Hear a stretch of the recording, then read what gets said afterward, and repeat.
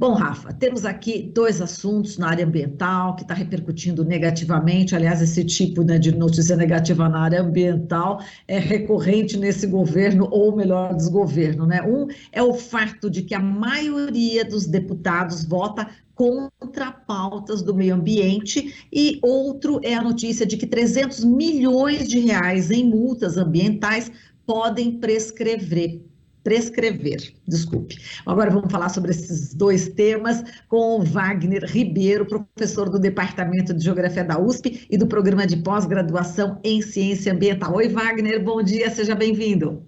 Bom dia, Marilu, bom dia a quem nos acompanha. Bom, Wagner, vamos começar aqui falando sobre o conteúdo da reportagem da agência de jornalismo Repórter Brasil, né, dos jornalistas Diego Junqueira, Gisele Lobato e Marina Rossi, que traz a seguinte notícia: Ruralômetro, 68% da Câmara vota contra meio ambiente, indígenas e trabalhadores rurais. O Ruralômetro é uma plataforma de dados, né, e consulta sobre a atuação dos parlamentares na Câmara dos Deputados e indica se o deputado federal atua de forma positiva ou negativa para o meio ambiente, né, trabalhadores do campo, indígenas e povos tradicionais, como eu já disse, né. E eles começam aqui justamente a reportagem, chamado Lead, né, com as seguintes informações: que enquanto o ex-ministro do Meio Ambiente, Ricardo Salles, sugeria aproveitar a pandemia para ir passando a boiada, pelo menos 351 deputados federais estavam tocando berrante, né? A ferramenta exclusiva publicada pela Repórter Brasil revela isso, que 68% da Câmara, ou seja, de 2 a cada 3 deputados, né, são cúmplices do desmonte socioambiental promovido na gestão de Jair Bolsonaro. Wagner, quais são esses estragos, né, que esses parlamentares provocam no meio ambiente? Veja, Maria, os estragos são de longa duração, né, infelizmente.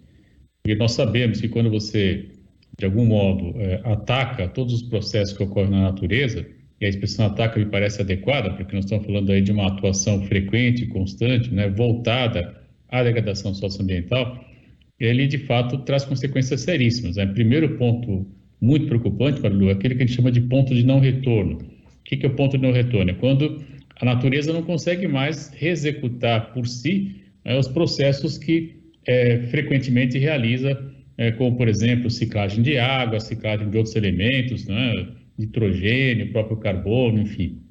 Nós temos ciclos naturais, né, que dependem da natureza para que eles possam ser mantidos. O mais conhecido é o da água, então nós sabemos que a água ela evapora, né, depois ela acaba sendo elevada, a forma de vapor d'água se precipita e volta como água, né? Só que cada vez que esse processo ocorre, nós estamos agregando vários elementos químicos a ela. Por exemplo, né, agrotóxico. Então, um dos temas, na verdade, que essa bancada, que o Ruralômetro aponta muito bem, gosta de trabalhar, é justamente a liberação de agrotóxicos, né?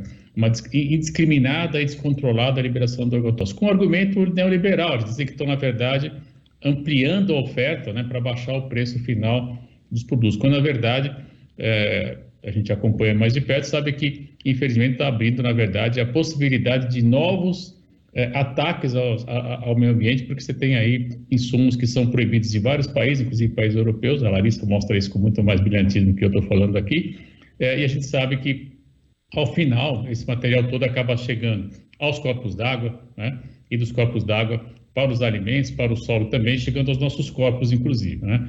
Então, esse é um exemplo, Marilu, onde a gente deixa claro que essa ação ela tem, de fato, impactos seríssimos para o meio ambiente e para a nossa saúde também, né? Então, o ciclo da água ele é alterado. Isso que eu estou tentando mostrar quando a gente vê, por exemplo, esse tipo de ação. Em termos também de cobertura vegetal, evidentemente que isso também traz consequências seríssimas, né? Todos os serviços ambientais que vêm junto, acoplado, né, a uma área florestada, por exemplo, eles se perdem, né?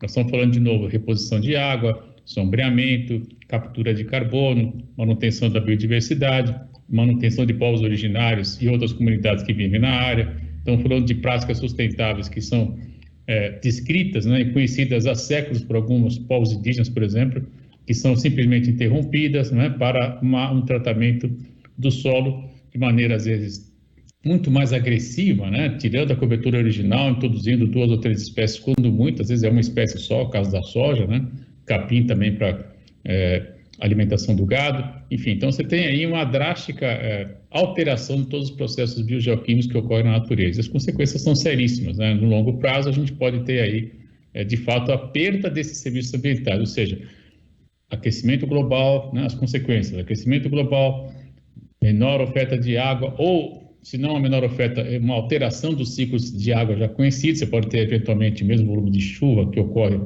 tradicionalmente, porém, de maneira mais concentrada. Então, você tem longos períodos de estiagem e chuva intensa. Isso também não é bom para quem faz as práticas agrícolas. Então, é muito curioso, né?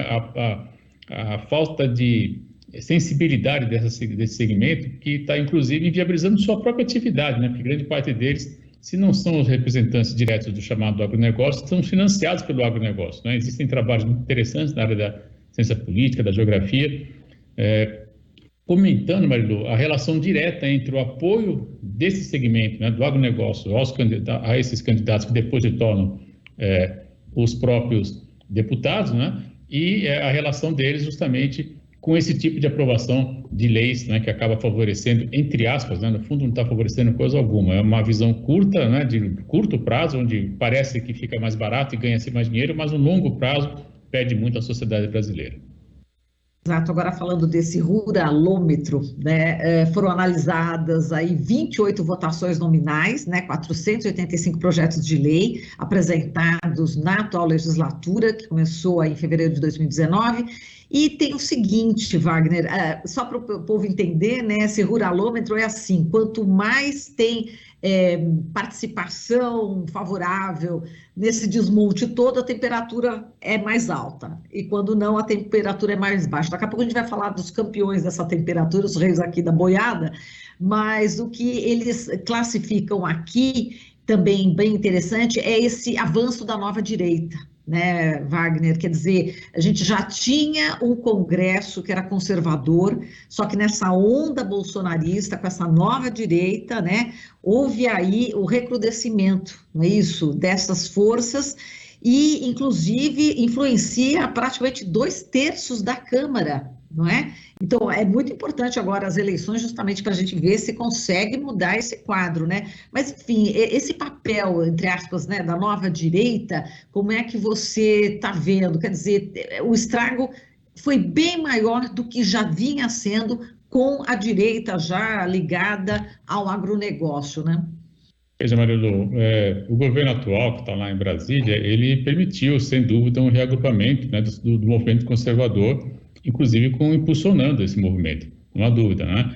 Quando você tem um ministro que afirma que vai passar a boiada numa reunião ministerial e isso é tornado público e as consequências são absolutamente nenhumas, né? Isso me parece um sinal claro, né, para que todo esse segmento pudesse avançar numa pauta que eu diria antirrepublicana, numa pauta também que eu diria que não interessa à população brasileira e não cumprir também com a Constituição, né? É sempre bom lembrar isso tudo. Nós temos um anteparo legal, que é o artigo 225 da Constituição brasileira, que diz claramente que é necessário manter para gerações atuais e para gerações futuras um ambiente de condições adequadas. Mais recentemente, né, agora, as Nações Unidas declarando o direito humano ao meio ambiente como um direito também fundamental. Então, esse segmento, na verdade, né, que está aí articulado no que você está chamando de uma nova direita, sem dúvida, né? Mas também com outros partidos ainda mais conservadores, é que a direita ela tem uma característica, né, de a cada eleição ela usa outro tipo de roupa, né, de selo, né, e acaba, na verdade, aparecendo como novo, que na verdade não tem nada de novo, né? Inclusive o Novo é o principal partido que aprova esse tipo de ação, só para dar um exemplo, né, que vai na direção que você está dizendo, chamada nova direita. Então, é importante, né, que tudo isso fique claro no processo eleitoral para que as pessoas possam fazer boas escolhas, né? Talvez, nesse caso, os partidos mais tradicionais, né, que combatem claramente, porque quando você tem alguns partidos aí com mais de 20 anos que combatem, né, claramente, por exemplo, esse tipo de ação que salvaguarda o interesse geral, né, Marilu? Acho que essa é a grande questão que está posta. Nós estamos aí diante de uma situação onde um segmento da população acaba tendo vantagem sobre o resto da população brasileira, inviabilizando os serviços ambientais que interessam a eles próprios. Isso é que eu acho sempre muito curioso, né? Como é que os caras não enxergam que eles estão dificultando o seu próprio negócio, a sua própria atividade, né? É, de fato, um vetor para o acesso à terra. No fundo, o que está por trás é a ideia do acesso à terra, garantia, não é, o acesso à terra por meio do desmatamento e coisas dessa ordem, né? Que seria uma outra pauta para a gente conversar aqui também.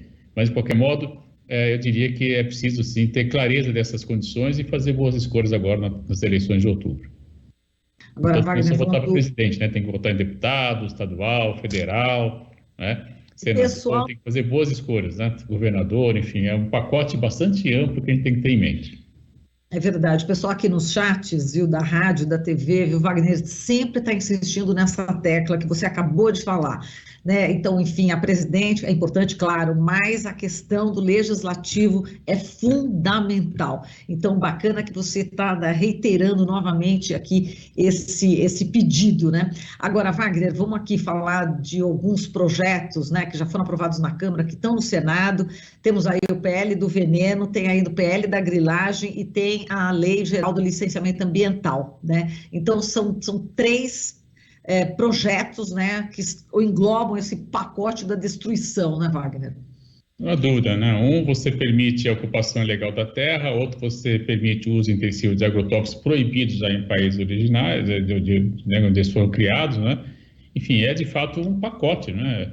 Que vai ao fim e ao cabo, salvaguardar o interesse de um segmento, né? O que a gente tem que analisar nessa questão, Marilu, é que independente da roupagem, do tipo de projeto que está em discussão, está atendendo apenas um segmento da população brasileira. Isso não é republicano, né?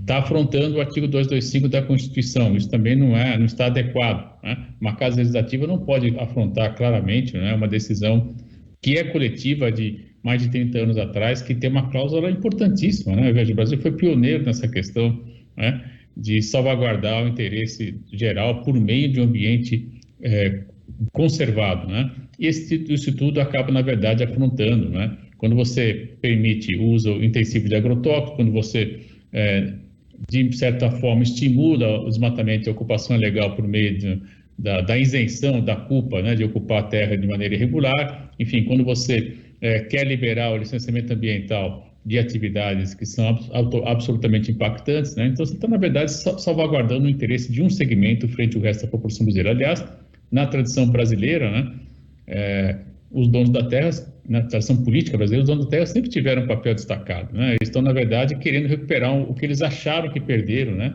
nos últimos 16 anos, talvez um pouco mais, né?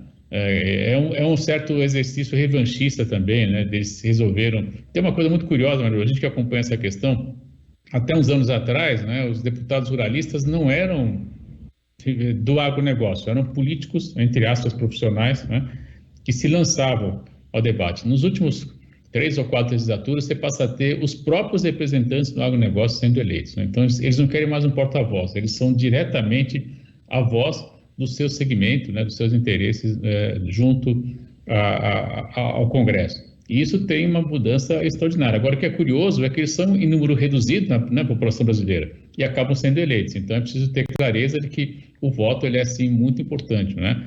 É preciso ter muita reflexão na hora de escolher um deputado, um senador, seja estadual, seja federal, no caso do deputado, porque é isso que vai permitir que a gente tenha aí um Congresso mais progressista, um Congresso que esteja preocupado com o bem geral, né, da população brasileira, em vez de pequenos segmentos que acabam tendo muita influência política.